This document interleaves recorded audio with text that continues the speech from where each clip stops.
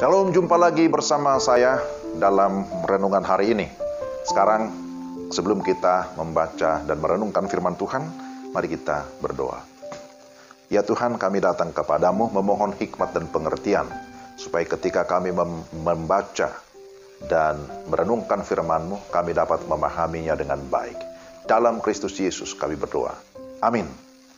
Baik, saudara-saudara, mari kita melihat Filipi pasal 2 ayat 10-11. Filipi pasal 2 ayat 10-11. Demikian firman Tuhan, supaya dalam nama Yesus bertekuk lutut segala yang ada di langit dan yang ada di atas bumi dan yang ada di bawah bumi, dan segala lidah mengaku Yesus Kristus adalah Tuhan, bagi kemuliaan Allah Bapa. Demikian pembacaan firman Tuhan. Tema kita, Yesus Kristus adalah Tuhan. Saudara-saudara, kata Tuhan diterjemahkan dari kata atau istilah Ibrani Adon atau Adonai. Kata ini di samping bermakna Tuhan, juga berarti tuan atau majikan. Dalam bahasa Yunani disebut dengan istilah Kurios, lalu diterjemahkan dalam bahasa Inggris Lord. Saudara-saudara, Kurios adalah salah satu gelar untuk Yesus Kristus yang menunjukkan supremasi ataupun keunggulannya. Alkitab memuat banyak bukti tentang Yesus adalah Tuhan. Di antaranya, pertama berkaitan dengan kelahirannya yang ajaib. Banyak sekali nubuat tentang Kristus atau Mesias dalam Perjanjian Lama. Misalnya disebutkan dalam Kejadian 3:15 bahwa Mesias akan lahir dari seorang perempuan. Yesaya 7 ayat 14, Mesias akan dilahirkan dari seorang perawan. Di dalam Mika 5 ayat 1, Mesias akan lahir di Bethlehem. Dan saudara-saudara, semua nubuatan tentang kelahiran Mesias itu sudah digenapi. Salah satu ayat yang terkenal, Injil Lukas pasal 2 ayat 11, memberikan penegasan hari ini telah lahir bagimu juru selamat, yaitu Kristus Tuhan di kota Daud. Jadi jelas, ayat ini menyatakan Yesus adalah juru selamat dan Tuhan. Lalu kita melihat yang kedua, apa sih makna ketuhanan Yesus? Perhatikan bahwa Yesus bukanlah manusia yang diangkat menjadi Tuhan. Akan tetapi dia adalah Tuhan yang menjadi manusia, yang datang ke dalam dunia.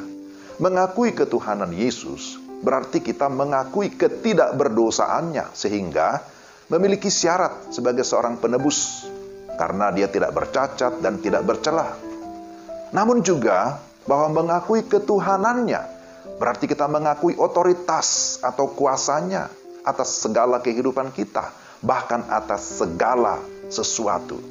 Kemudian mengakui ketuhanan Yesus berarti juga kita mengakui bahwa dialah sang pemilik ataupun majikan, tuan atas seluruh kehidupan kita. Dan sebagai muaranya, bahwa Yesus sebagai Tuhan berarti dialah yang menjadi pusat daripada seluruh penyembahan umat manusia. Sebagaimana yang kita baca tadi dalam Filipi pasal 2 ayat yang ke-10, supaya dalam nama Yesus bertekuk lutut segala yang ada di langit dan yang ada di atas bumi dan yang ada di bawah bumi, dan segala lidah mengaku Yesus Kristus adalah Tuhan, bagi kemuliaan Allah Bapa. Saudara-saudara, dari uraian tadi, maka dapat disimpulkan bahwa tidak ada satupun pribadi dalam dunia ini yang disebut sebagai Tuhan selain daripada Yesus Kristus, karena ialah yang menjadikan segala sesuatu di dalam dunia ini. Itu berarti ia adalah pemilik yang sah dari semua ciptaan di dunia. Ia berhak mengatur dan mengendalikan semua yang ada di seluruh dunia ini. Kita adalah milik kepunyaannya. Pertanyaannya, maukah kita memberi diri kita dipimpin oleh Tuhan? Dan maukah kita mengabdi kepada Tuhan, sang pemilik kehidupan kita? Mari kita berdoa. Tuhan, terima kasih Kau memberikan kami kesempatan mendengarkan firman-Mu.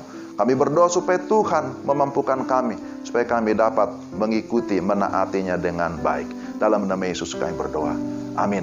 Saudara, demikian renungan kita hari ini. Kiranya Tuhan menolong kita menjalani hari kita, melakukan yang terbaik bagi Dia, sang Tuan, Tuhan ataupun majikan kita. Shalom.